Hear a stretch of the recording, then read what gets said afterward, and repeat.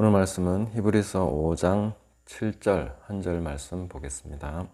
그는 육체에 계실 때에 자기를 죽음에서 능히 구원하실 이에게 심한 통곡과 눈물로 간구와 소원을 올렸고 그의 경건하심으로 말미암아 들으심을 얻었느니라. 아멘.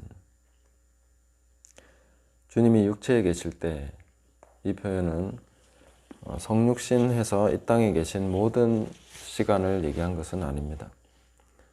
주님이 간구와 소원을 올린 이 시간, 심한 통곡으로 눈물로서 하나님께 호소한 시간을 우리는 알고 있습니다. 십자가 지시기 전에 겟세마네에서 그렇게 기도하신 것이죠. 우리 역시 지금 그런 시간을 맞이하고 있는 것 같습니다. 그동안 한국 교회는 여러 가지 풍요로움과 하나님의 축복 가운데 참 아름다운 그런 일들을 많이 이루어 왔습니다. 감사하고 또 놀라운 것이고 그로 말미암아 하나님을 찬양합니다. 그렇지만 이제 우리가 맞이하고 있는 현실 속에서 우리는 다시 심한 통곡과 눈물로서 하나님 앞에 기도해야 될 그런 시간을 맞이했다고 봅니다. 이미 그런 시간을 지나고 있는데 우리는 아직도 마른 눈물, 이 마른 눈물의 골짜기에서 나오지 못하고 있는 것이 아닌가 생각합니다. 지금 나라를 생각하고 우리 자녀들의 장래를 생각하고 교회의 미래를 생각하면 또 이 현실을 보더라도 우리는 통곡해야 될 시간이라는 것을 알 수 있습니다. 머리로는 그렇게 되는데 우리의 마음이, 눈물이라는 것이 그냥 머리에 생각한다고 나오는 것은 아니지 않습니까? 우리가 이 부분에 깊이 하나님 앞에 호응하고 그분을 바라볼 때 그분의 마음속에 있는 긍휼과 그분이 우리를 바라보는 그 눈빛에 의해서 우리는 통곡하게 될 것입니다. 우리를 격려하시는 그분의 그 마음을 느낄 때에 통곡할 수 있습니다. 사실 어린아이가 힘들다고 그냥 울 수 있는 것은 아닙니다. 낯선 환경에서, 고통스러운 환경에서 있어도 아이는 울지 않을 수 있습니다. 그러나 그렇게 힘들고 고통스럽고 외롭고 겁나고 아픈 그런 과정 속에 있던 아이가 아빠의 음성을 듣고 엄마의 그 품에 안길 때는 엄청나게 울게 되는 것입니다. 그것이 바로 심한 통곡과 눈물이라는 것입니다. 우리가 사실 울지 못하는 것은 하나님의 품을 잊었기 때문입니다. 우리가 통곡하지 못하는 것은 현실이 힘들지 않아서가 아닙니다. 현실 파악을 제대로 못해서가 아닙니다. 오히려 하나님의 품을 잊었기 때문입니다. 그분의 긍휼의 눈빛을 잊었기 때문입니다. 그분의 그 눈을 바라보지 못하고 있기 때문에, 그 인자하신 얼굴을 보지 못하고 있기 때문에 통곡하지 못하는 것이죠.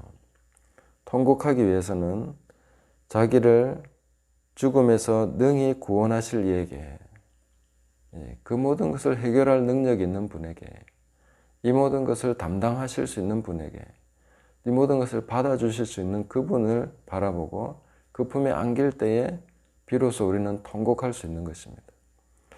우리가 은혜 받았던 시간을 한번 생각해 보십시오. 어떻게 해서 우리는 눈물을 흘리면서 기도했습니까? 하나님을 만난다는 것은 그런 것이죠.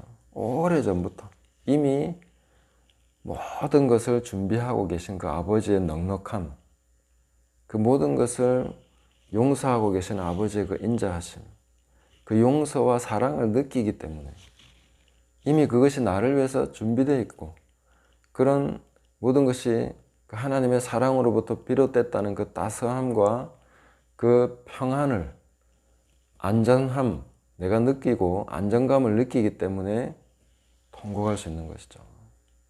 나를 조롱하고 비난하고 공격하고 두렵게 만드는 그런 대상들 앞에서 우리는 통곡할 수 없습니다. 그때는 막 독한 마음을 가지고 눈물을 참아야죠. 그러나 아버지의 품에 안길 때는 울 수 있는 것이죠.